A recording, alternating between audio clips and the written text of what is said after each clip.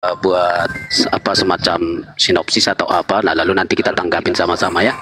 Iya, oke, iya.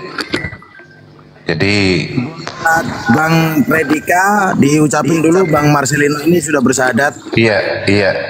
Dari Oh ya, tadi, dari oh gitu. tadi ini ya, dari tadi ada teman kita yang dari Kristen mengikrarkan syahadat, yang artinya beliau sudah menyatakan masuk Islam Oh ya, secara oke. kafah gitu, Bang. Bagus bagus. Karena ditanyakan ke saya, oke, itu saya pikir luar biasa dalam arti begini ya. Itu kan hak pribadi masing-masing. Hanya memang ketika dia mengimani atau menjadi Muslim, ya silakan baik-baik di sana dan tidak perlu semacam buat penyerangan-penyerangan kepada agama dia sebelumnya karena itu tidak baik dan tidak cocok di dalam kenegaraan kita ini. Saya kira itu saja ya. Kalau dialog diskusi boleh, gitu ya. Oke, ya karena bagaimanapun semua orang yang ada di agama masing-masing, mereka ketika ada di situ mereka sangat-sangat mempercayai apa yang mereka sudah pegang itu. Ya, sehingga ketika ada perdebatan, penyerangan dan segala macam, saya kira itu bukanlah sebagai substansi, tapi itu memperkeruh, ya. Tapi kalau kita misalnya dialog hari ini bisa lagi ya, tidak apa-apa. Siapa tahu mungkin Bang Marcelino juga menyampaikan keraguan iman Kristennya, boleh juga. Mungkin nanti diperdalam Bang Zuma, oh itu karena itu begini, lalu saya buat sanggahan. Boleh juga Bang Marcelino. Oke, terima kasih. Ya, barangkali langsung masuk ke diskusi, Bang ya. Temanya Ya. kira-kira apa yang Abang inginkan dengan Gerunda? Oh ya, kalau saya saya dengan Bang Zuma mah mana-mana aja. Kalau saya mah mungkin dibuatkan tema atau apa. Kalau boleh begini, hanya untuk pemantik saja supaya enak diskusi kita. Bang Marcelino boleh mengungkapkan keraguan iman Kristennya apa? Tidak ada Bang, saya ragu, tidak ada. Cuma saya ini mencari Oh, cuma cari keselamatan saja. Tiap manusia itu kan semua itu agama sama, cuma kan kita cari keselamatan masing-masing. oke oke. Tapi Cuma itu. percaya di Kristen juga ada keselamatan ya, karena dari pernyataan ada keselamatan masing-masing. Iya. Oh ada, oh ya, oke, oke. Kalau memang ada ya sudah, enggak apa-apa. Ini dari pihaknya Bang Marcelino mungkin ada dua jalan lalu atau ada berapa jalan lalu pilih jalan inilah. Oke oke, itu saya bisa maklumi. Makasih Bang. Oke, baik teman-teman sekalian, kita mendengarkan tadi saudara Marcelino menyatakan tidak ada yang kemudian ini ya di agama sebelumnya, hanya saja beliau itu ingin mencari jalan keselamatan. Saya ingin menguraikan seperti ini. Beliau meninggalkan agama Kristen itu baru beberapa menit yang lalu. Artinya ibarat seorang yang mabuk alkohol, rasa-rasa alkoholnya itu masih ada di dalam dirinya. Apa sebabnya? Karena Al-Quran menerasikan di dalam surah An-Nisa ayat 120, A'udzubillahi minasyaitonirrajim, ya'iduhum wa yumannihim wa ma ya'iduhum syaitan illa gurura. Iblis itu memberikan janji-janji kepada mereka dan membangkitkan angan-angan kosong kepada mereka. Padahal setan itu hanya menjanjikan tipuan belaka kepada mereka. Jadi menurut ayat suci Al-Quran ini, di luar Islam itu nggak ada keselamatan.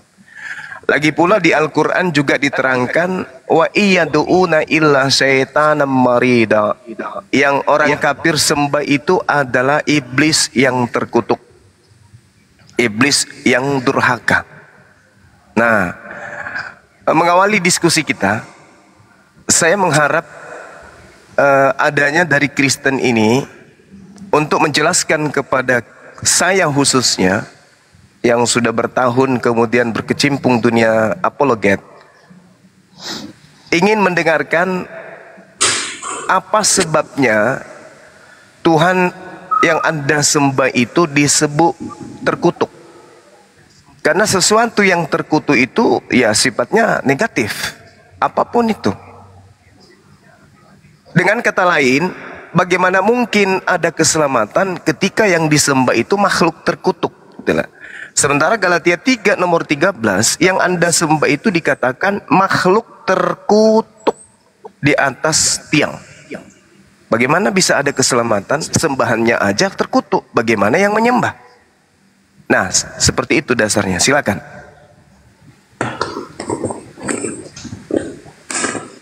Iya.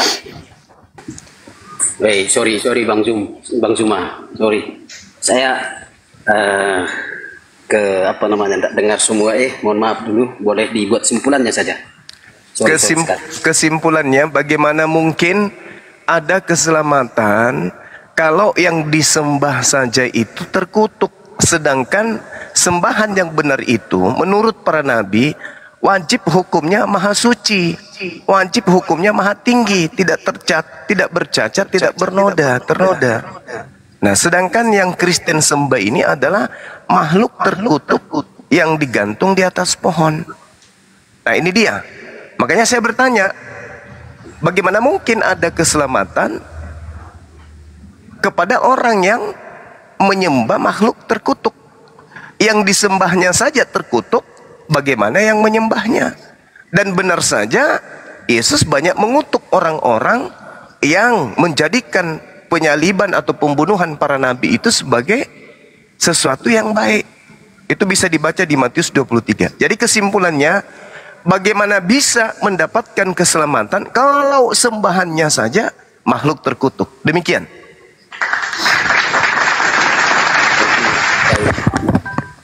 Ya, memang saya kira itu adalah pandangan yang umum ya, pandangan yang umum.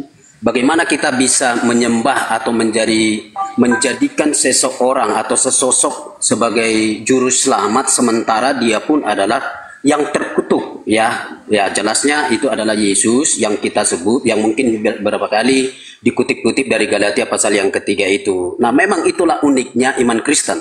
Paulus pernah mengatakan itu, memang itu sebagai sebuah hal yang mungkin disebut memalukan ya, di hadapan dunia itu memalukan, karena bagaimana ya, seperti penjelasan Bang Juma itu. Tetapi begini, keunikan Kristen, saya hanya minta 3 menit ya, kalau agak panjang nanti mungkin boleh dipahami saja. Jadi gini, di dalam konsep keimanan, keselamatan Kristen itu jelas manusia itu diciptakan tanpa dosa. Nah, lalu jelasnya manusia itu pun jatuh ke dalam dosa oleh karena pilihannya sendiri. Tetapi Allah tetap mengasihi manusia itu. Maka bagaimana manusia dapat diselamatkan? Karena keadilan, kesucian, kekudusan Allah itu berjalan berimbang. Allah boleh adil, tetapi juga dia mengasihi. Keadilannya menuntut penghukuman kepada manusia yang berdosa. Tetapi kasihnya menyatakan bahwa ia ingin menyelamatkan manusia. Maka bagaimana caranya ia bisa menyelamatkan manusia yang sementara manusia ada di dalam lubang dosa itu? Ya, mereka harus dihukum. Nah, lalu bagaimana caranya? Itu adalah sebuah inisiatif Allah, dan itulah yang berulang kali menjadi pesan Alkitab, khususnya dalam Kejadian pasal yang ketiga dan selanjutnya itu, bahwa Allah ingin menyelamatkan. Tapi bagaimana bisa menyelamatkan? Oleh karena itu, ternyata muncul di sana idenya, yang kami sebutkan itu sebagai proto-evangelium, bahwa ternyata sudah ada berita awal soal kabar baik itu, di mana ternyata nanti akan ada kekalahan dari iblis itu yang oleh keturunan perempuan itu. Memang keturunan perempuan itu seringkali dikutip dan dipertegas, dikembangkan konsepnya, dan akhirnya itu adalah keturunan Maria, itulah Yesus. Nah, lalu Yesus sebagai manusia yang datang, yang saya sebut praeksistensinya itu adalah Allah. Nah, lalu dia harus menjadi manusia. Tujuannya apa? Untuk memenuhi keadilan Allah tadi. Allah itu adil, harus ada penghukuman. Tetapi siapa yang bisa dihukum? Kalau manusia dihukum selesai neraka. Tetapi siapa yang harus bisa ini? Itulah manusia suci. Itulah Yesus. Dia dihukum, tetapi tidak pernah berbuat dosa. Tidak ada dosa di dalam dirinya, maka dia harus dihukum, maka dia mati. Tetapi dia tidak ada dosanya. Lalu dosa siapa? Ya, kenapa dia terhukum? Itulah yang kami sebut sebagai dia sebagai pengganti. Dia sebagai pengganti, mati menggantikan orang-orang yang ditebus itu. Jelas tidak ada dosanya, tapi dia dijadikan sebagai berdosa, sebagai yang terhukum, sebagai yang terkutuk, tapi tidak ada dosanya. Maka disitulah kejelasannya, memang dia dipersiapkan oleh Allah dan melalui dialah keselamatan itu boleh terjadi. Jadi kalau Yesus itu mati tersalib, ya memang karena itulah cara satu-satunya yang dapat menyelamatkan manusia. Tapi jelas Yesus itu bagian kitab manapun dan mungkin di luar Alkitab mengakui Yesus itu tanpa salah, tanpa dosa. Dia suci. Nah, jika begitu, kenapa dia mati? Bukan karena dosanya. Nah, lalu untuk apa dia mati? Untuk menjadi pengganti, menjadi tebusan, supaya orang yang percaya kepadanya tidak binasa, melainkan beroleh hidup yang kekal. Karena bagi kami, iman Kristen dalam Alkitab, keselamatan itu tidak diberikan Allah secara, meskipun dia adalah yang maha kudus, maha adil, maha kuasa, berdaulat, lalu dia melanggar kekudusannya sendiri. Tidak mungkin. Meskipun dia kasih, meskipun dia adil, tapi dia tabrak kekudusannya, tidak mungkin. Maka berjalanlah semua itu beriringan. Keadilan jatuh harus kepada manusia suci, menanggung akibat dosa itu, lalu dia mati. Nah, lalu akhirnya yang percaya kepadanya diselamatkan. Itu dulu mungkin, Bang. Ya, jadi sangat menarik ya. Konsep yang dibangun kemudian oleh gereja, oleh Kristen, untuk menutup-nutupi keterkutukan sembahannya dengan pola bahwa justru itu adalah keselamatan. Dan mengaitkan fitnahan-fitnahan kemudian. Fitnah kepada Nabi Adam lah, fitnah kepada siapa-siapa, semua manusia difitnah sudah bawa dosa lah, segala macam. Ini konyol, Bang. Konyol. Karena apapun ceritanya, pada kesimpulan akhirnya Kristen menyembah makhluk terkutuk. Gak ada cerita lain. Yang disembah adalah makhluk terkutuk. Mana pola keselamatan penyembahan terhadap manusia? Sudah gitu terkutuk lagi. Kalau dibumbui untuk nebus dosa, itu kan dogma, itu doktrin. Dan itu tidak diloloskan kemudian dalam pengajaran para nabi. Bahkan Tuhan tidak akan pernah menyelamatkan orang yang bersalah dan mengorbankan orang yang benar. Coba Anda baca dalam Keluaran 23 nomor 7 nomor 8. Tidak ada pembenaran. Orang benar disalahkan, orang salah dibenarkan. Itu nggak ada. Itu konsep yang baru dibangun dari paganisme. Lahirnya sinkretisme mengkawinkan ajaran tauhid Yahudi dengan ajaran paganisme Romawi Yunani. Lahirlah konsep itu. Nah, sekarang permasalahannya adalah di zaman modernisasi saat sekarang ini, ketika kita berbicara mengenai keselamatan, mana bisa selamat kalau yang disembah saja terkutuk? Tuhan itu maha suci. Ini kok malah terkutuk? Coba Anda baca pelan-pelan di Galatia 13 itu. Yesus telah menebus Kristen dari kutuk hukum Taurat dengan jalan menjadi kutuk katara. Dalam bahasa Yunani. Di mana ceritanya ada keselamatan melalui kutuk? Sementara orang yang dikutuk itu tempatnya di neraka.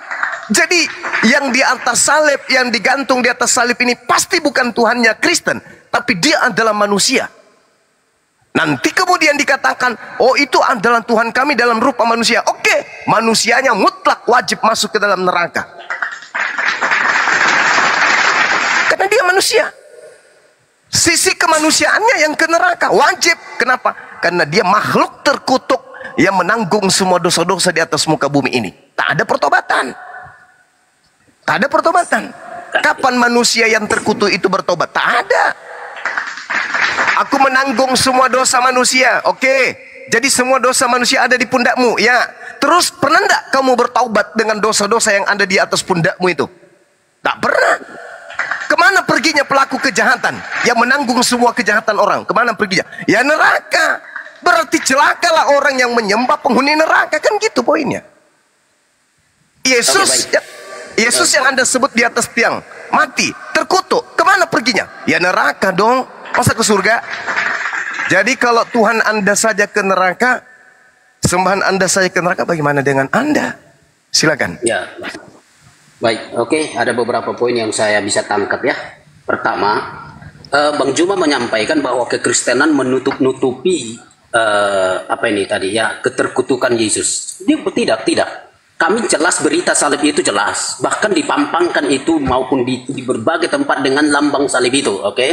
Kami tidak menutup-nutupi, itu yang pertama. Kedua, seolah-olah kami menuduh Adam dan Hawa dan para nabi yang lain, apa tadi istilahnya itu ya, tidak terlalu jelas. Tetapi maksud saya begini, kami tidak tutup-tutupi dan kami tidak memberikan sebuah stigmatisasi tertentu kepada orang-orang yang atau nabi atau siapa orang-orang dulu, enggak.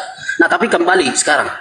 Begini, jelas kalau Bang Zuma bisa membuktikan kepada kita hari ini, pertama, dosanya Yesus, ya, dosanya Yesus, dan akhirnya diafirmasi oleh orang-orang sezamannya, ya, coba nanti dibuktikan itu dengan teks begitu. Nah, lalu berikutnya, coba tunjukkan kepada kami ketika dia mati sebagai yang terkutuk, lalu dia ada di neraka dan di neraka sampai sekarang, dan kami memuja, menyembah, mentuhankan orang yang ada di neraka sekarang. Coba buktikan dalil itu. Lalu keempat, terakhir, Bang Zuma masih tetap berkata bahwa kami ini adalah mungkin ada tadi disebut sinkritisme atau mungkin mengambil beberapa paham-paham kepercayaan pagan. Tolong itu dibuktikan di kalangan para rasul-rasul, di mana mereka mengutip atau memasukkan keyakinan kepercayaan pagan. Nah, lalu Anda berani bernarasi berkesimpulan itu. Oke, itu saja dulu. Makasih. Oke, baik. Dengarkan baik-baik ya. Anda mengatakan Yesus tidak punya dosa. Berarti yang digantung di atas pohon secara terkutuk ini bukan Yesus dong. Karena yang digantung terkutuk itu hanya orang terkutuk. Orang yang melakukan dosa yang sepadan dengan hukuman mati. Coba Anda baca Ulangan 21. Yang digantung itu adalah orang yang melakukan perbuatan dosa yang sepadan dengan hukuman mati. Maka dilanjutkan di data nomor 23, maka orang yang dihukum terkutuk oleh Tuhan, jangan kau biarkan mayatnya semalam-malaman di atas pohon, dan jangan sampai menyentuh tanah yang diberikan oleh Tuhanmu kepada nenek moyangmu sebagai warisan. Nah, sekarang Anda bertanya, tunjukkan Bang Zuma, dosa apa yang dilakukan oleh Yesus? Kalau begitu, tidak ada dosa Yesus, berarti bukan dia yang digantung. Kalau bukan dia yang digantung, berarti Anda salah sembah. Sekali lagi Anda menguatkan bahwasanya yang disalib itu adalah orang terkutuk dan bukan Yesus yang adalah anak Maria. Itu yang pertama. Kemudian yang kedua, mana buktinya kemudian bahwa orang Kristen ini atau apapun yang Anda sanggakan terhadap pernyataan saya? Coba Anda lihat di Matius 5. Matius 5 nomor 19. Apa kata Yesus?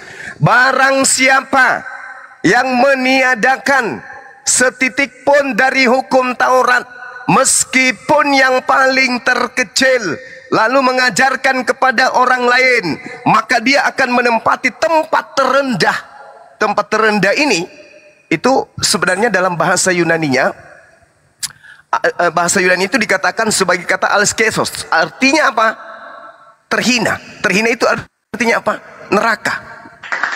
Barang siapa yang meniadakan setitik pun dari hukum Taurat, lalu mengajarkan kepada orang lain, maka dia akan menempati neraka. Matius 5 nomor 19. Tolong pendalaman materi supaya kita diskusinya apik, bagus. Kemudian dengan matinya Yesus di atas tiang salib, dia telah menghapuskan hukum-hukum Tuhan. Kemana perginya orang yang menghapus hukum Tuhan? Menurut Yesus, Matius 5, ke neraka. Udah selesai kan? Kalau yang Anda sembah saja ke neraka, bagaimana Anda yang menyembahnya? Demikian. Oke, baik Bang Zuma. Saya kira belum memberikan sebuah pernyataan yang tegas ya. Tunjukkan dalil ayatnya Yesus itu ke neraka. Oke. Nah, ya Anda hanya mau mencoba, mau menyatakan seolah-olah menggabungkan pendapat saya atau mengikuti pendapat saya, pendapat atau teologi Kristen, begitulah ya. Kalau Yesus itu terkutuk, berarti dia masuk ke neraka. Oke, itu tidak ada dalil Alkitab. Mungkin lebih baik harusnya bertanya ya, kenapa Yesus mati? Untuk apa? Oke ya. Nah begini, dari semua baik pernyataan ayat yang pertama tadi kita singgung dalam Galatia pasal yang ketiga itu kan cukup jelas ya. Jadi disebut di situ Kristus telah menebus kita dari kutuk hukum Taurat. Jelas ya. Jadi Kristus telah menebus kita dari kutuk hukum Taurat. Jadi siapa yang menebus, lalu siapa yang ditebus? Berarti yang menebus itu tak berdosa, yang ditebus itu berdosa. Itulah kita manusia. Nah, jadi dia menjadi penebus. Ya, nah karena dia menjadi penebus maka dia adalah yang suci, kudus. Jadi dia tidak ada dosa. Memang dijadikan dia terkutuk dengan jalan apa? Di dalam Yesaya pasal 53 disebutkan dosa kitalah dan kejahatan kitalah yang ditanggungnya. Jadi percaya atau tidak, terima atau tidak, dan memang ini keunikan teologi Kristen, ya, yaitu bahwa ada yang disebut dengan konsep pengganti. Karena manusia, semua manusia, mau siapapun, mau Adam, mau Daud, mau Nabi apapun itu, semua yang dituliskan di dalam Alkitab itu tidak ada yang tidak berdosa. Maka kalau tidak ada yang tidak berdosa, siapakah yang dapat menjadi penebus? Sementara penebus itu harus suci. Maka Yesus datang sebagai yang suci. Ya, di dalam Lukas pasal yang pertama itu sangat jelas dinyatakan dia sebagai yang kudus. Jadi tidak ada dosanya. Sampai akhir hidupnya pun tidak terbukti dia sebagai seorang yang berdosa secara Taurat itu. Nah, jika demikian, kenapa dia mati? Maka kematiannya bukan karena dosanya, tetapi karena kepada dia ditanggungkan dosa-dosa manusia. Oke, itu yang pertama. Lalu yang terakhir, Bang Zuma, yang tadi sempat dinarasikan. Matius pasal yang kelima ayat 17, 18, 19. Jangan lupa, Bang, ya, apa yang dinyatakan oleh Yesus itu jangan ditiadakan. Betul, itu sudah betul. Ya, moga-moga Bang Zuma itu percaya soal teks itu, ya, soal percaya. Nah, tetapi begini, jangan gantung pembacaannya, Bang. Jangan gantung pembacaannya. Yuk, kita masuk ke teks itu. Matius pasal yang kelima ayat yang ke-17. Saya akan baca ya. Demikian, Matius 5 ayat yang ke-17. Janganlah kamu menyangka bahwa aku datang untuk meniadakan hukum Taurat atau kitab para nabi. Aku datang bukan untuk meniadakannya, melainkan untuk menggenapinya. Oke? Nah, jadi Yesus datang bukan untuk meniadakan, tetapi Yesus datang untuk apa? Melainkan untuk menggenapinya. Jadi kata digenapi itu sudah sangat jelas memberikan pengertian bahwa bentuk-bentuk yang ada dalam perjanjian lama itu, di dalam semua itu, entah bentuk perintah, entah bentuk-bentuk hukum, entah bentuk apapun itu, ada di dalamnya itu beberapa yang kita sebutkan bahwa itu telah digenapi. Jadi digenapi. Nah, lalu kalau baca nanti di pernyataan Paulus, ya, memang digenapi. Digenapi itu kata Paulus, bukan Paulus sebenarnya yang suruh membatalkan. Paulus membatalkan hukum Taurat, itu kan tuduhan. Yang membatalkan itu Yesus dengan kematiannya. Apa itu? Kutuk hukum Taurat tadi. Jadi kutuknya itu sudah digenapi. Jadi tidak ada kutuk lagi di dalam Roma pasal yang ke-8. Kutuknya Taurat itu sudah diambil, sudah digenapi melalui kedatangannya. Yesus sudah datang. Dan dia sudah mati dan bangkit dan naik ke surga. Jadi sudah berlaku, sudah selesai kedatangan itu. Berarti sudah ada yang digenapi. Jadi bukan berarti kami seolah-olah merombak perjanjian lama, tidak lagi ikut perjanjian lama, tidak. Tapi kedatangan Yesus, dan dia sudah datang, dia sudah mati, dia sudah bangkit, sudah naik ke surga. Itu sudah final melalui semua peristiwa itu. Ada yang sudah digenapi, yaitu menggenapi kutuk hukum Taurat itu. Kira-kira begitu, Bang. Iya, terima kasih ya. Anda menarasikan konsep agama dari Eropa ya. Itu tidak ada hubungannya dengan ajaran Yesus. Dan saya langsung ini dulu. Yang mana yang Anda tuduhkan agamanya orang Eropa? Coba dulu. Ya, agama Anda ini sekarang. Agama Eropa iya. Mana itu? Agama yang Anda anut sekarang ini kan bukan agama Yahudi kan? Yang mana? Enggak, saya tanya dulu. Yahudi atau Kristen agama orang Yahudi? Kristen. Oh, jadi orang Yahudi. Jadi orang Yahudi itu agamanya Kristen. Loh, siapa yang bilang Yahudi Kristen? Enggak, makanya saya tanya. Kan hanya ada dua nih. Agama Yahudi dan agama Kristen. Agama Kristen ini dari Yahudi kah? Loh, agama Yahudi masih tetap agama Yahudi, Bang. Bagus, udah selesai. Berarti kan dari Eropa agama Anda itu. Kalau lokasinya Iyalah, akui aja Bang, nggak usah gengsi Bang, nggak usah gengsi Bang. Kristen itu agama orang Eropa. Begini Bang, nggak usah gengsi. Yesus itu Yahudi atau Kristen Bang? Kalau Bang Kutanya dulu, Suman, Yesus itu Yahudi atau Kristen? Yahudi gimana? Bagus, mau disebut udah Kristen? selesai, Masa Yesus kan sudah Yesus? selesai. Oke. Jadi nggak usah Anda permasalahkan itu. Nah. Telan aja pil pahit itu Abang duduk. bahwa Abang agama duduk. itu Bilang. Yesus Yahudi kan, bukan Kristen kan Yesus itu? Tidak mungkin Yesus Kristen karena nggak mungkin. Kristen itu pengikut Anda Kristus. sudah Masa menjawabnya. Kristen itu?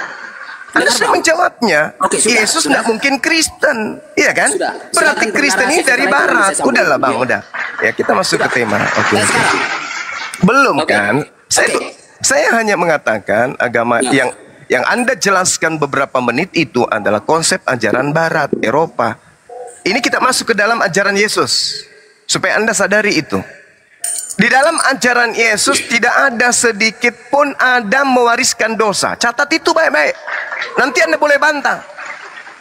Yesus punya ajaran Adam tidak mewariskan dosa. Yesus tidak punya ajaran Taurat itu adalah kutuk. Yesus tidak punya ajaran menggenapi hukum Tuhan itu dengan mati. Yesus tidak pernah mengajarkan menghapus dosa dengan melakukan dosa. Ingat, tidak ada dosa yang dihapuskan dengan melakukan dosa. Tidak ada dosa dihapuskan dengan melakukan kutukan. Catat itu dulu baik-baik. Supaya Anda sadar bahwa agama Anda itu adalah sinkretisme. Penggabungan antara agama Tuhan dengan agama manusia. Itulah agama Anda. Anda boleh lirik di dalam Yehezkiel 18. Ingat, Yesus membaca kitab-kitab perjanjian lama. Bukan kitabnya orang Kristen yang Yesus baca. Orang yang berbuat dosa itu yang harus mati. Anak tidak akan turut menanggung kesalahan ayahnya. Dan ayah tidak akan turut menanggung kesalahan anaknya. Orang benar akan menerima berkat kebenarannya. Yesus orang benar. Bagaimana mungkin orang benar menanggung dosa-dosa para pelaknat? Gak mungkin. Oke. Sabar dulu. Dari awal Anda belum menjawab apa-apa. Cuma nyorocos saja. Jadi Yesus itu orang benar. Kristen itu orang fasik. Saya ulang. Kristen itu orang fasik. Yesus itu orang benar. Bagaimana mungkin Yesus menanggung dosa-dosa orang fasik? Itu mustahil terjadi. Orang Roma itu penyembah-penyembah pagan. Yesus penyembah Tuhan yang betul. Bagaimana mungkin penyembah Tuhan yang betul menjadi tumbal sesajen untuk penyembah-penyembah pagan? Coba Anda pakai otak Anda itu sekali-kali. Makanya Kristen itu diusung dengan konsep dosa-dosa Kristen dihapuskan dengan menjadikan manusia menjadi kutuk di atas tiang salib. Itu konsep dari mana, Bang? Sabar dulu. Itu konsep dari mana? Saya uraikan kesimpulannya. Kristen agama dari Barat mengusung manusia terkutuk di atas muka bumi ini. Bernama Yesus, tapi bukan yang asli. Karena Yesus yang asli itu orang benar. Yesus yang asli itu penganut Taurat. Yesus yang asli itu orang Yahudi. Dia mengajarkan barang siapa yang meniadakan setitik pun dari hukum Taurat, maka dia akan masuk ke dalam neraka. Matius 5 nomor 19. Itu ajaran Yesus. Ajaran yang Anda usung barusan itu adalah bukan ajaran Yesus. Itu ajaran Barat, paganisme yang menghapuskan dosa-dosa mereka orang-orang fasik ini dengan menjadikan tumbal orang yang benar. Itu mustahil. Ingat, Keluaran 23 nomor 7 nomor 8. Jangan kau membunuh orang benar. Jangan kau membunuh Yesus. Jangan kau membunuh orang yang tidak bersalah. Jangan kau bunuh anak Maria. Sebab aku Tuhan tidak akan membenarkan orang-orang yang bersalah. Sebab aku Tuhan tidak akan pernah membenarkan orang-orang Kristen. Selesai. Itu dalil, Bung. Oke, Ya? Nah, kembali kepada pertanyaan saya tadi, bagaimana ada keselamatan sementara yang Anda sembah adalah makhluk terkutuk? Silakan. Oke Bang, oke ya. Oke, saya tidak tahu begini Bang, nggak apa-apa. Pertanyaan Anda itu bolak-balik lalu saya menjelaskan kemana-mana, tapi nggak apa-apa, para pendengar kita ada. Tapi begini, Bang Juma, kadang-kadang Anda di satu sisi akan berbicara Yesus sebagai yang terkutuk. Di satu sisi Anda akan menyangkali Yesus itu sebagai pribadi yang terkutuk. Atau di satu sisi Anda membuktikan bahwa Yesus itu tadi punya dosa, punya salah. Tapi di satu sisi Anda menyatakan Yesus itu benar tanpa dosa. Nah, oke. Nah, lalu begini, sebelum saya jawab lah, harusnya di awal ini saya agak heran lihat Bang Zuma dan termasuk kawan-kawan itu begini. Masuk ke dalam Alkitab. Ya, masuk ke dalam Alkitab yang dipegang oleh orang Kristen. Nah, lalu kutip ayat tertentu, nah lalu buat konsep-konsep tertentu, nah lalu menganggap itulah yang benar tanpa melihat secara komprehensif. Oke? Sehingga akhirnya apa? Tabrak sana, tabrak sini, pegang ini, pegang sana. Kalau istilahnya itu seperti maling ya, mana yang perlu ambil, yang tidak perlu buang. Gitu loh. Nah, akhirnya apa? Kita trouble terus, padahal begini. Yang saya pakai, ayat yang saya pakai adalah bagian dari Alkitab yang juga dipakai oleh Bang Zuma. Saya tidak bawa kitab lain. Nah itu. Nah lalu yang berikutnya, saya tidak tahu, saya yakin apa Bang Zuma terhadap Alkitab lalu berani berargumentasi bahwa ini adalah benar. Berarti Bang Zuma di satu sisi di hati nurani mempercayai kebenaran Alkitab itu. Itu loh. Ya, kok berani seperti, oh ini benar, Yesus itu begini. Oke, tapi itu urusan Anda, mungkin diam-diam renungi. Tapi balik lagi, nih, Bang Zuma ya. Kalau balik lagi mau mengutip Matius tadi, Matius itu, Yesus itu bukan berarti kehadirannya membatalkan Taurat. Dia tidak membatalkan Taurat kehadirannya, nah lalu berhenti begitu saja. Justru di bagian Matius yang pasal yang kelima 78 itu ya, itu sangat ya 567 maksud saya. Itu sangat tegas. Yesus justru menyatakan otoritas dari Perjanjian Lama. Ya, kamu telah mendengar, gitu ya. Kamu telah mendengar dari nenek moyangmu atau sebelumnya kamu telah mendengar. Yesus akui, hanya memang dia lebih berotoritas. Tetapi aku berkata kepadamu. Tetapi ada satu yang ditekankan dia, mata ganti mata, gigi ganti gigi. Artinya sebuah kesalahan harus dibalaskan secara sepadan. Maka dosa-dosa manusia yang tidak sanggup, yang tidak mampu mencapai standar moral Allah sebagaimana dinyatakan oleh hukum Allah, ketika mereka tidak sampai, maka kutuk itu ada. Kutuk hukum Taurat itu ada. Jangan nanti tanya lagi mana-mana. Oke, itu kita sudah bahas itu. Di ulangan pasal 28, 27 itu ada berkat, ada kutuk. Gitu ya. Itu berjalan bersamaan. Nah, jadi ada kutuknya Taurat itu. Nah, itu sudah digenapi. Nah, lalu kalau bilang lagi, Yesus tidak pernah menyatakan dirinya bahwa dia mati untuk itu. Yo, cok, kita buka dulu. Di dalam Markus itu, di dalam Markus pasal yang ke-10 ayat 45 itu jelas, Bang.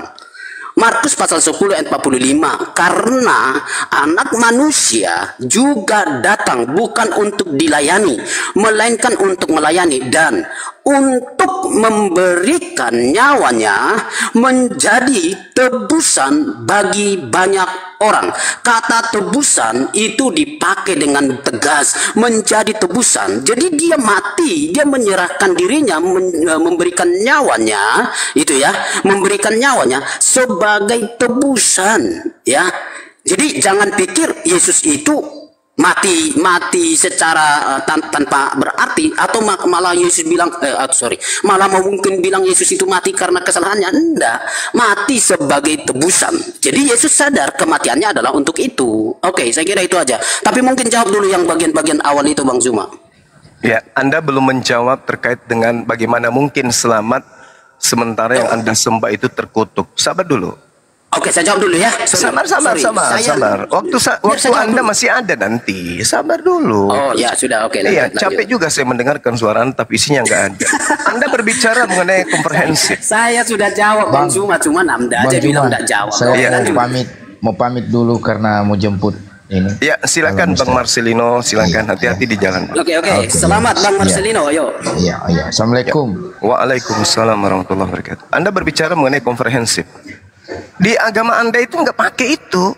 Agama itu doktrin, agama Anda itu dogma.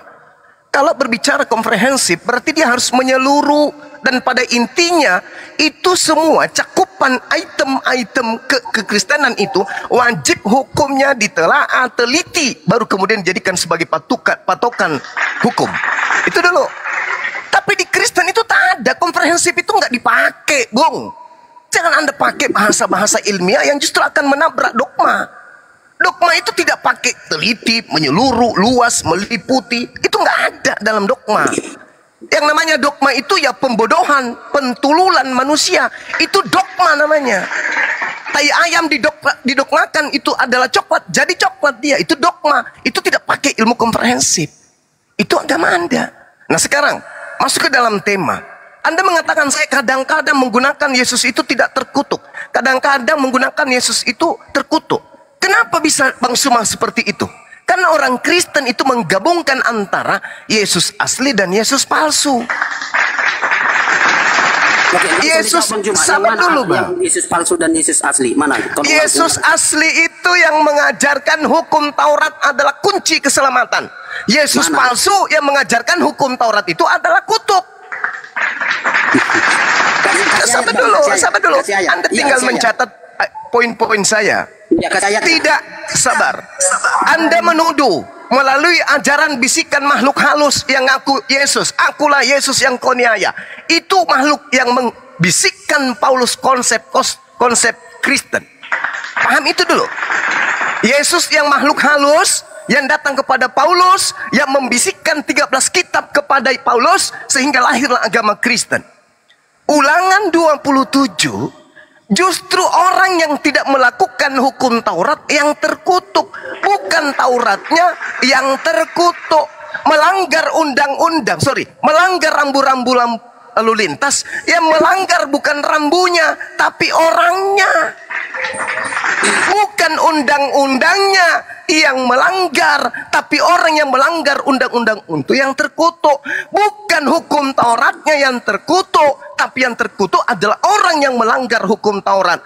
Orang yang tergantung di pohon, membatalkan segala hukum Taurat berdasarkan bisikannya di dalam Efesus 2 nomor 15, dengan matinya Yesus yang asli di atas pohon katanya, Yesus telah membatalkan segala hukum Taurat dan beserta semua perintah yang ada di dalamnya. Ini bukti bahwa yang di atas tiang salib ini wajib hukumnya mendekam di neraka jahanam. Wajib. Kenapa? Dia membatalkan hukum-hukum Tuhan. Kata siapa dia wajib dalam neraka? Kata Yesus asli. Di mana Yesus asli mengatakan itu? Matius 5 nomor 19.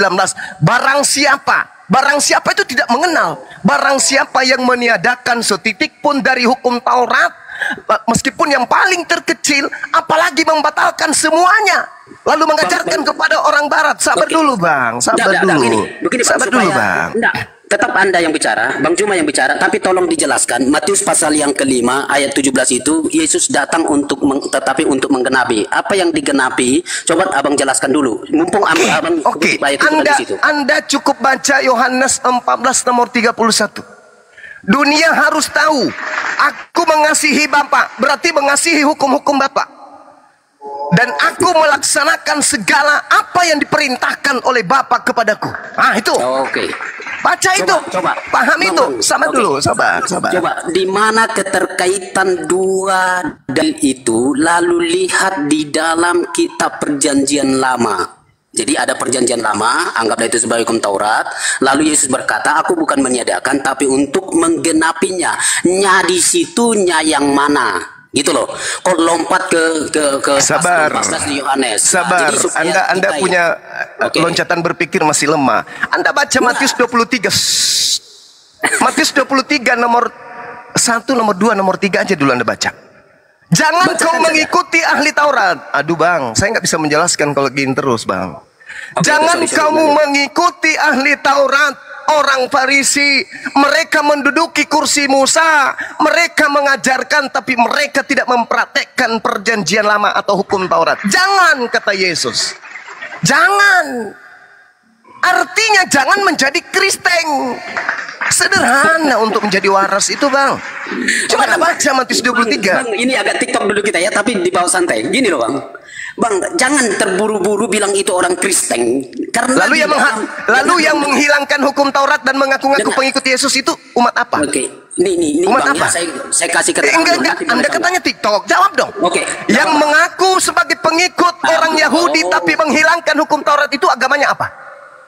Abang, yang di nggak. dalam Matius pasal 23 itu tidak ada orang Kristen di situ. Iya, Itu nggak ada bukan karena orang Kristen itu dari barat.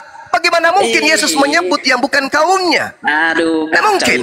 Matius 23. Kacau. Ya, kacau. Bilang Yesus, dengar ya. Anda menginginkan Yesus menyebut Kristen, sementara Yesus tidak menyebut Kristen. Yesus tidak mengenalnya. Nah, karena Bang. Oke, lanjut dulu. Nanti Ya, makanya otak itu penting. Otak itu penting, Abang. Poin ini saya sangka, Bang. Yuk, lanjut. Nah, sekarang begini. Matius 23, Anda yang minta ya, bukan saya. Matius 23, Yesus berkata apa? Orang Farisi, ahli Taurat, duduk di kursi Musa. Jangan kau ikuti mereka. Kenapa? Mereka mengajarkan Taurat, tapi mereka tidak mempraktekkan. Sekarang Kristen mempraktekkan hukum Taurat enggak? Enggak kan? Maka dengan kata lain, jangan kau mengikuti Kristen, karena Kristen itu hanya mengambil perjanjian lama sebagai apa? Obat-obatan kuping saja, sebagai alat untuk nyamar-nyamar saja, sebagai pelengkap penderita saja, aksesoris. Kata Yesus, jangan kau mengikuti mereka. Mereka berkata tentang hukum Taurat, tapi mereka tidak mempraktekkan. Kalau orang Yahudi ahli Taurat saja, orang Farisi saja, Yesus larang diikuti, apalagi Kristen. Yahudi aja dilarang ikuti oleh Yesus. Jangan kau mengikuti mereka, sebab mereka berkata, tapi mereka tidak mempraktekkan. Jangan. Kalau ahli Taurat saja dilarang ikuti, orang Farisi saja dilarang ikuti, apalagi Kristen. Oke, sudah langsung. Kembali ke PR Anda. Bagaimana Anda bisa selamat sementara yang Anda sembah itu adalah Yesus palsu yang mati terkutuk di atas tiang salib? Silakan. Oke. Saya gimana? Saya mau jawab pertanyaan ini atau mau jawab penjelasan yang panjang? PR-nya, Bang. PR-nya bagaimana Kristen itu bisa selamat sementara yang disembah makhluk terkutuk Yesus palsu. Itu loh. Baik. Silakan. Saya akan jawab ini, Bang Juma. Waktu Abang yang panjang, berikan ke saya. Saya kasih Anda adil. waktu 3 jam, kami diam. Oke, sudah. Ya, oke. Pertama ya, Bang Zuma tadi kutip-kutip di dalam Matius pasal yang kelima ayat 17 itu. Nah, lalu saya ayat 15, Bang, nomor 19, Bang. Oke. Jangan mengulang kesalahan terus. Atau Abang enggak mau ayat 17-nya?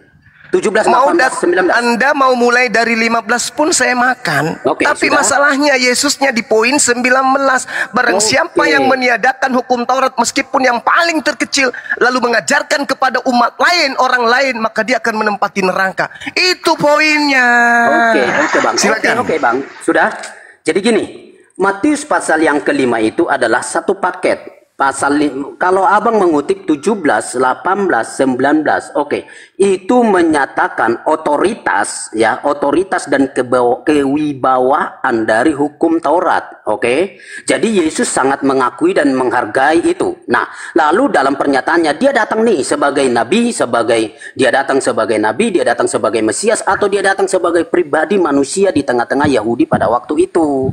Nah, lalu dia berkata, jangan kamu mengira aku datang untuk meniadakan. Tidak ada yang ditiadakan. Tolong dipahami kata meniadakan dengan menggenapi.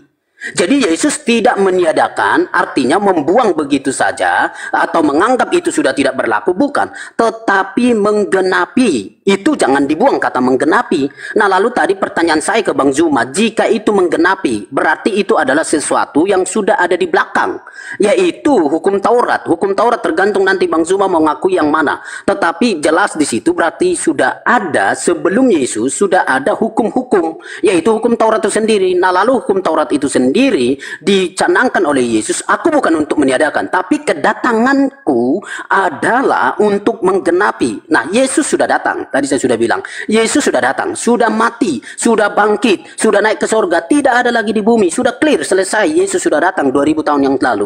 Nah, lalu kan pertanyaan saya adalah, yang mana yang sudah digenapi?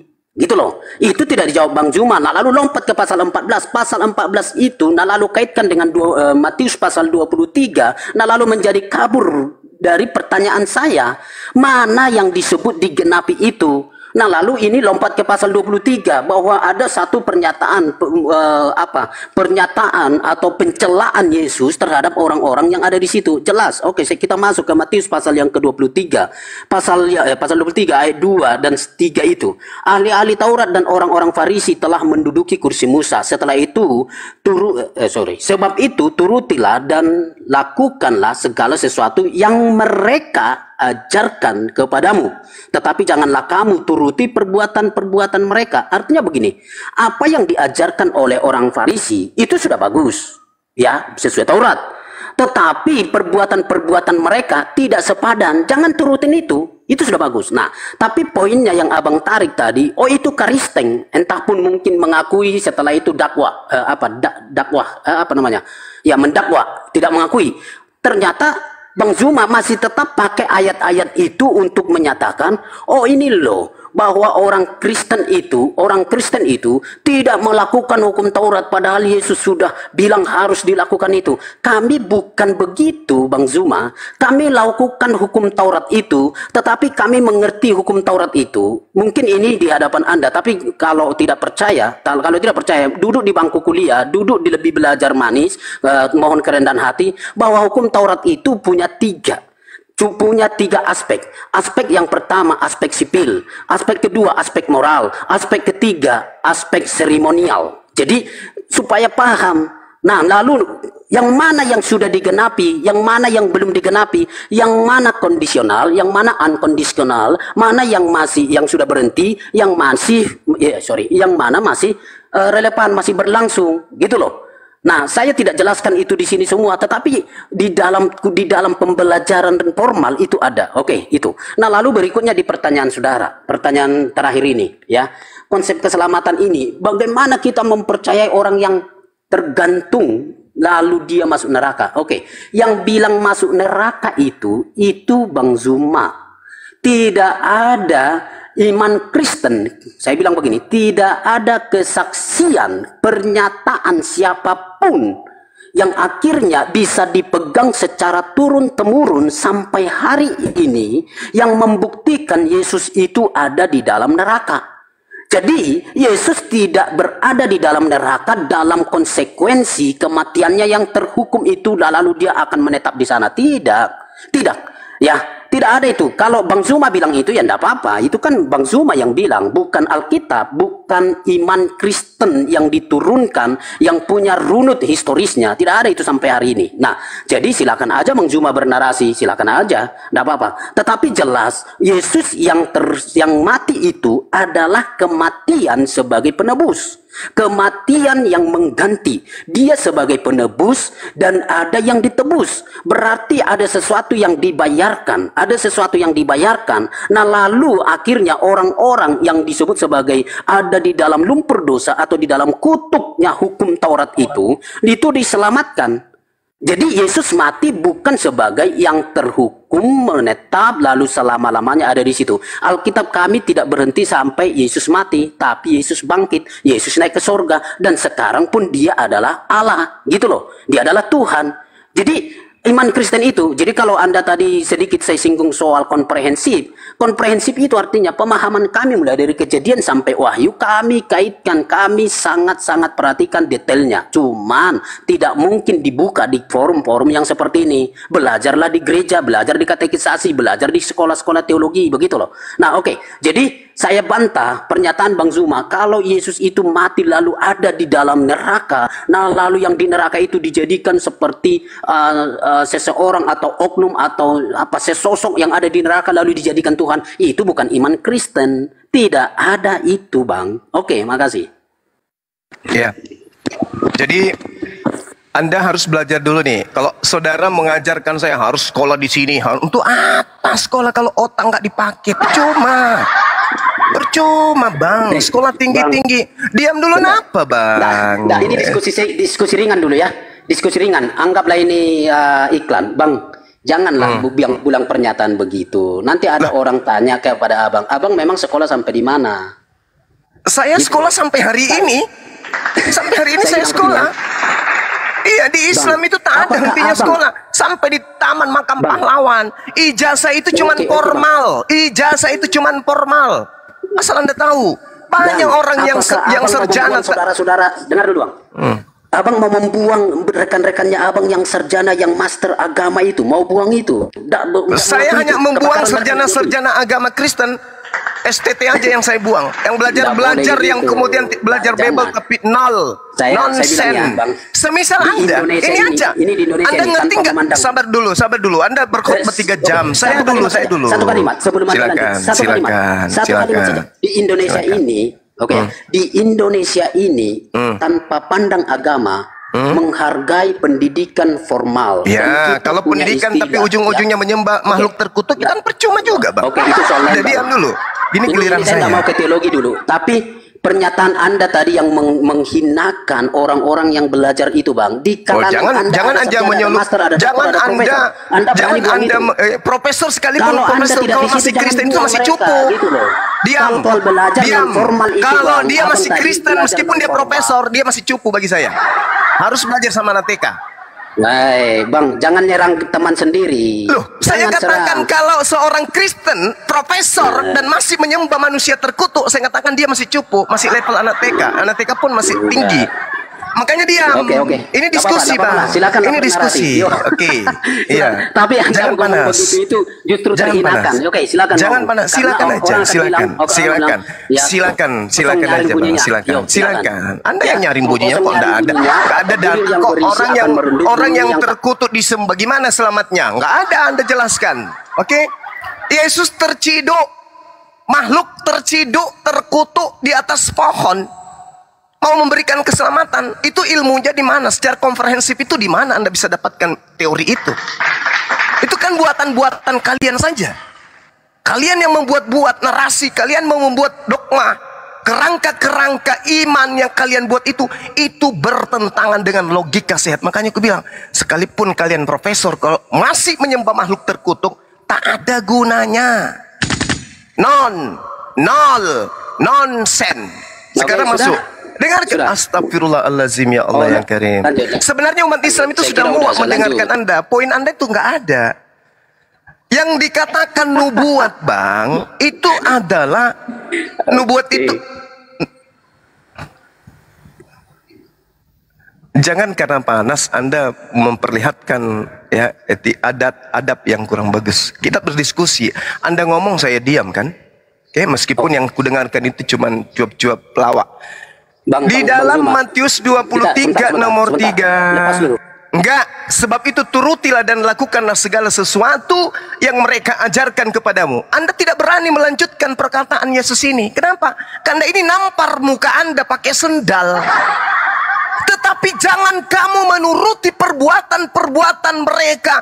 Karena mereka mengajarkan tetapi tidak mempraktekkan. Dalam bahasa Yunani, payo. Mereka cuma berteori, tapi nonsen. Tidak mempraktekkan. Apa bedanya dengan Kristen? Taurat mengajarkan menyembah kepada hakikat yang maha suci, yang maha tinggi, yang tak nampak, yang tak tersentuh oleh kematian. Manusia tak pernah melihatnya. Dan memang manusia tak bisa melihatnya. 1 Timotius 6 nomor 16. Tapi yang Kristen sembah justru makhluk manusia terkutuk. Gimana mau selamat? Taurat itu mempraktekkan menyembah kepada yang tak terlihat, yang maha suci. Kristen malah mempraktekkan menyembah makhluk terlaknat di atas pohon. Gimana Kristen ini mau selamat? Tak ada itu. Nah, sekarang giliran saya ngajarin. Sabar, saya ajarin Anda dulu. Penggenapan, menggenapi, genap itu adalah memenuhi. Contoh, ada ramalan, ada nubuat. Si botak akan datang dengan kumis sebelah kiri 13 lembar, kumis sebelah kanan 12 lembar. Itu nubuat.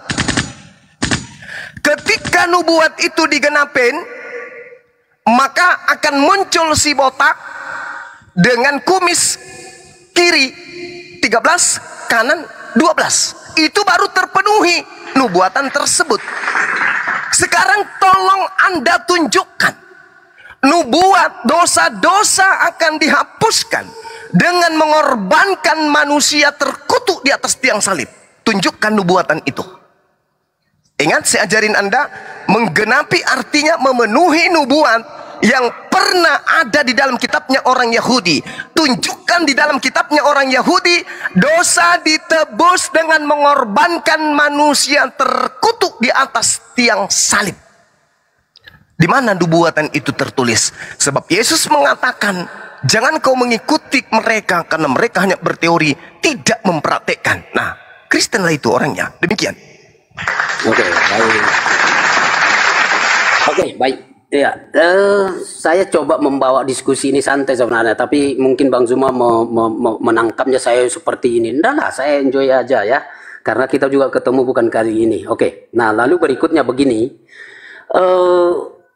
Kalau bilang tadi, saya kaitkan dengan pernyataan terakhir dengan pernyataan mungkin di awal. Mana orang Kristen bertobat? Oh gitu ya. Oh perilakunya malah begini. Saya kira mungkin salah melihat orang. Salah melihat orang. Orang Kristen itu berjuang untuk bertobat. Tapi kalau melihat rata-rata, saya pikir 50-50 lah. Kalau kita mau lihat, dimanapun ada namanya salah, dimanapun ada namanya maling, dimanapun ada namanya yang terjerat sebagai orang yang bersalah ya. Jadi tak bisa dipakai dalil kekinian untuk itu. Nah oke. Nah lalu begini tadi, mana ada dalil? Oh gitu ya, kalau saya salah tangkap nanti tolong diperjelas. Mana ada dalilnya yang sudah digenapi? Oke ya, tapi ini nanti saya jawab sekaligus saya akan tanya abang dari pernyataan abang ini. Nah gini,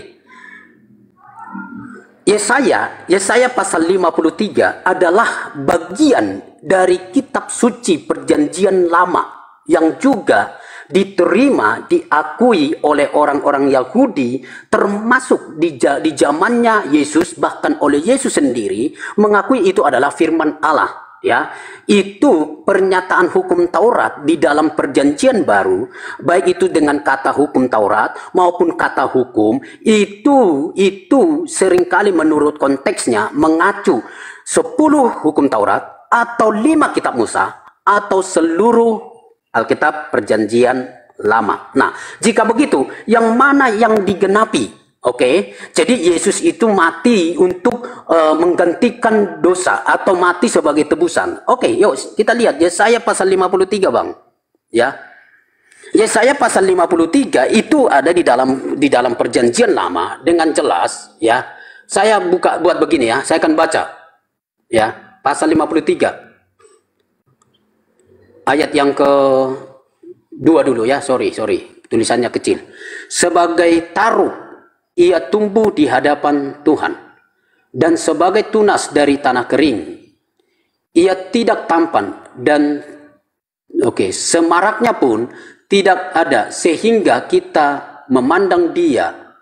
Dan rupa pun tidak, sehingga kita menginginkannya. Ayat 7, ayat 3. Ia dihina dan dihindari orang, seorang yang penuh kesengsaraan dan yang biasa menderita kesakitan. Ia sangat dihina sehingga orang menutup mukanya terhadap dia, dan bagi kita pun, dan dia tidak masuk hitungan. Perhatikan, tetapi sesungguhnya penyakit kitalah yang ditanggungnya, dan kesengsaraan kitalah yang dipikulnya. Padahal kita mengira dia kena tulah, dipukul dan ditindas Allah, tetapi dia tertikam oleh karena pemberontakan kita, dia diremukkan oleh karena kejahatan kita. Ganjaran yang mendatangkan keselamatan bagi kita ditimpakan kepadanya, dan oleh bilur-bilurnya kita menjadi sembuh. Oke, itu aja. Jadi kalau Bang cuma mau bilang yang mana, ini dia. Jadi Yesus datang, ya, dia menggenapi semua itu. Makanya apa yang apa yang digenapi tadi, ya, itulah yang dimaksudkan oleh Paulus di Efesus tadi. Itulah kematiannya. Jadi beberapa bagian khususnya soal penebusan, soal keselamatan yang dinubuatkan dalam perjanjian lama, Yesus katakan, aku akan menggenapi. Oke ya. Nah itu jawaban saya. Sekarang pertanyaan saya Bang. Tolong buat pengertian kira-kira yang mana yang digenapi dari hukum Taurat melalui kedatangan Yesus, dan jelas dia sudah datang. Jadi ada yang sudah digenapi, yang mana itu coba Bang? Oke, baik. Saya tanggapi dulu jawaban Anda yang ngeyel nih ya. Anda mengatakan kemudian di awal bahwa Yesus itu menggenapi Yesaya 53. Sayangnya Yesus membantah itu. Itu dibantah oleh Yesus dan dibantah sang pemilik kitab. Bantahan Yesus Anda baca dalam Yohanes 15 nomor 37 sampai nomor 47. Bantahan orang Yahudi, ahli Taurat, imam kepala, mahkamah agama, Anda baca di Yohanes 11, 45 sampai 57. Malu kan? Oke, sebentar Bang. Sabar dulu, kenapa sih? Kenapa sih? Biar saya lihat ayatnya, Iya, lihat aja dulu, sembari saya ngajar. Saya ngajar, jangan diganggu. Diperlambat aja.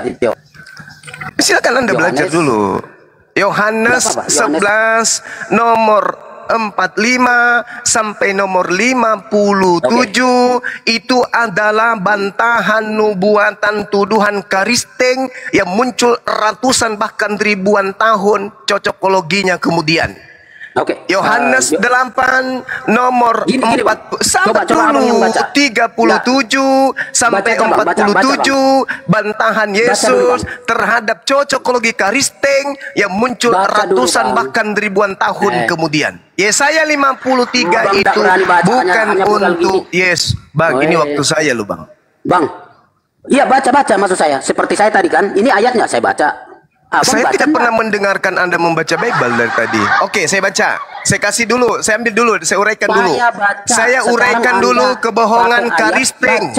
Di mute dulu orang ini. Mana ayatnya nanti baca. Di mute dulu orang ini, orang tak berakal ini. Saya dengarkan, sahabat-sahabat Muslim, silakan arahkan pandangan kalian ke Yesaya 53 yang selalu diusung oleh manusia-manusia pendusta yang menganut ajaran dari Barat ini. Dia membaca tadi data dari nomor 2 dari 53 itu. Apa yang dikatakan di sana? Sebagai taru ia tumbuh di hadapan Tuhan dan sebagai tunas dari tanah kering. Tunas dari tanah kering. Tunas dalam bahasa Ibrani artinya sereshi. Dari tanah kering artinya cia. Artinya Yesus ini berasal dari wanita yang sudah renta, wanita yang sudah mandul, wanita yang tidak layak tidak layak hamilkan anak. Dari tunas tanah kering. Faktanya Maria ibunya adalah wanita subur, tidak disenggol aja hamil. Keok di situ. Kamu tidak cocok. Tuhanmu tidak cocok, yang terkutuk itu masuk ke dalam Yesaya 53. Saya ulang lagi. Dalam Yesaya 53 nomor 2, kata tunas di situ seresi. Tanah kering bahasa Ibraninya cia. Kenyataannya Yesus justru lahir dari wanita subur, pura. Bahkan perawan, batulah. Perawan tidak disentuh laki-laki, hamil dia. Ditiup aja dia hamil. Berarti dia bukan tunas yang kering, dia adalah tunas yang subur, dia adalah pura, wanita perawan yang subur, pura batula. Oke? Sedangkan yang disebut tanah kering itu cocoknya Elizabeth. Elizabeth itu adalah wanita mandul, dia wanita akar, wanita yang tidak lagi bisa hamil, dia tunas kering, itu baru cocok sebagai tanah kering. Kalau Maria itu tanah yang subur. Itu dulu kebohonganmu yang kedua, bantahan kebohonganmu. Kemudian bantahan Yesus, mulai saya baca. Anda minta kan? Nah ini saya bacakan bantahan Yesus. Aku tahu bahwa kamu adalah keturunan Abraham, tetapi kamu berusaha untuk membunuh aku, karena firmanku tidak beroleh di tempat dalam kamu. Kalau orang-orang yang noise ini bisa diturunkan aja dulu. Dikatakan, aku tahu bahwa kamu adalah keturunan Abraham, tetapi kamu berusaha untuk membunuh. Kenapa berusaha untuk membunuh? Karena kamu ada Yesaya 53 di dalam dirimu. Yesus mengatakan, kamu berusaha membunuhku karena kamu tidak memperoleh firman di dalam dirimu. Berarti Yesaya 53 itu tidak untuk membunuh Yesus. Untuk membunuh Yesus itu bukan Yesaya 53, tetapi karena iblis. Apa yang kulihat pada Bapa, itulah yang kukatakan. Demikian juga kamu berbuat tentang apa yang kamu dengar dari bapakmu si iblis. Jawab mereka, Bapa kami adalah Abraham. Lalu Yesus menyangka, jikalau sekiranya kamu adalah anak-anak Abraham, tentulah kamu mengerjakan pekerjaan yang dikerjakan oleh Abraham. Tetapi faktanya, kamu justru mengerjakan pekerjaan, yaitu berusaha membunuh aku. Mana Yesaya 53-nya mana? Yesaya 53 itu adalah firman Tuhan. Pernyataan Yesaya yang dihasilkan dari mimpinya Yesaya dari Tuhan. Tuhan melakukan pernyataan penglihatan kepada Yesaya. Kalau orang-orang yang ingin membunuh adalah selaras dengan Yesaya 53, maka orang-orang yang membunuh Yesus itu adalah sejalan dengan firman Tuhan. Tapi apa kata Yesus? Kalau benar kamu itu anak-anak Abraham, mengapa justru kalian itu berusaha membunuh aku? Aku orang yang mengatakan kebenaran kepadamu, yaitu kebenaran yang kudengar dari Tuhan. Pekerjaan itu tidak dilakukan oleh Abraham, tapi kamu justru ingin membunuhku. Andai saja membunuh Yesus itu penggenapan dari Yesaya 53, maka orang-orang Yahudi akan berkata, aku ingin membunuhmu dikarenakan firman Tuhan kita dalam Yesaya 53. Bukankah kamu datang untuk nebus dosa-dosa Kristen? Sayangnya itu tidak. Justru Yesus mengatakan, iblislah yang menjadi bapakmu, dan kamu ingin melakukan keinginan bapakmu, yaitu membunuh manusia sejak semula. Tetapi karena aku mengatakan kebenaran kepadamu, kamu tidak percaya. Yesus membantah. Yesaya 53 itu dibantah oleh Yesus. Itu bantahan Yesus. Sekarang bantahan orang-orang Yahudi. Tak ajarin. Yohanes 11 nomor 45 yang saya katakan tadi kepada saudara. Anda lihat pelan-pelan. Saya bacakan. Anda minta saya bacakan. Nah, Yesus sudah membantah. Sekarang orang-orang Yahudi membantahnya. Banyak di antara orang Yahudi yang datang melawat Maria dan menyaksikan sendiri yang telah dibuat oleh Yesus kepadanya. Tetapi ada yang pergi kepada orang Farisi dan menceritakan kejadian itu kepada mereka tentang Yesus. Lalu imam-imam kepala, 1. Orang-orang Farisi, 2. Mahkamah agama, 3. Orang Yahudi, ahli Taurat, semuanya berkumpul. Dan mereka berkata, apa yang harus kita perbuat? Yesus ini banyak membuat mujizat. Apabila kita biarkan Yesus, maka semua orang akan percaya kepadanya. Dan kalau itu terjadi, maka orang-orang Roma akan datang dan merampas tempat suci kita dan bangsa kita. Ahli Taurat, mahkamah agama, orang Farisi, orang-orang Yahudi berkumpul, sepakat. Kalau ini kita biarkan, maka orang Roma akan datang merampas tempat suci dan bangsa kita. Tetapi seorang di antara mereka, yaitu Kayafas, imam kepala. Imam kepala ini ahli Taurat, mahkamah agama, imam kepala. Tidak menjadikan Yesaya 53 dasar pijakan untuk membunuh Yesus. Tidak sama sekali. Jadi kebohongan barat jangan Anda ajarkan di sini. Imam kepala berkata pada tahun itu, kamu tidak tahu apa-apa dan kamu tidak insaf. Lagi-lagi bahasa Al-Quran. Bahwa lebih berguna bagimu jika satu orang mati, yaitu Yesus, untuk bangsa kita, bangsa Israel, daripada seluruh bangsa kita binasa. Hal itu dikatakannya bukan dari dirinya sendiri, tetapi sebagai imam kepala, bukan sebagai jemaat dari barat, bukan pastor, bukan pendeta, tetapi sebagai imam besar. Maka sebagai imam besar, Kayafas bernubuat bahwa, dengarkan bunyi nubuatannya, dengarkan. Yesus akan mati untuk bangsa itu.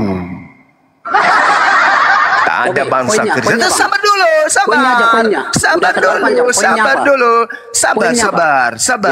Lanjut. Sabar. Karena itu, mulai hari itu mereka ahli Taurat, mahkamah agama, orang Farisi, orang Yahudi bersepakat untuk membunuh Yesus. Apa reaksi Yesus? Baca nomor 54. Karena itu Yesus tidak lagi menampilkan dirinya di depan umum di antara orang-orang Yahudi. Dia bersembunyi, dia berangkat, dia ngumpet kemana? Dia ngumpet ke padang gurun. Apa nama padang gurunnya? Efraim, tempat kelahirannya yang banyak pohon korma, dan di situ ia tinggal bersama-sama muridnya.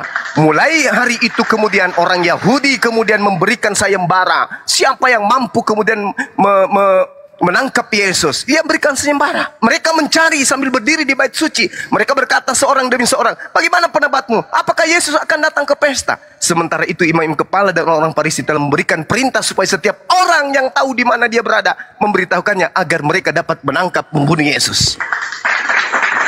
Yesus membantah Yesaya 53. Orang-orang Yahudi, mahkamah agama, imam kepala, orang Farisi membantah Yesaya 53. Mereka sepakat membunuh Yesus hanya karena unsur politik, tidak mau bangsanya dirampas oleh kekaisaran Romawi. Selesai.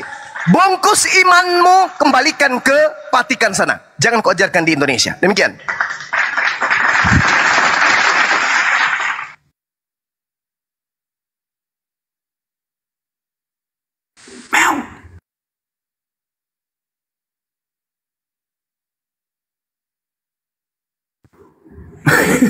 Kabur.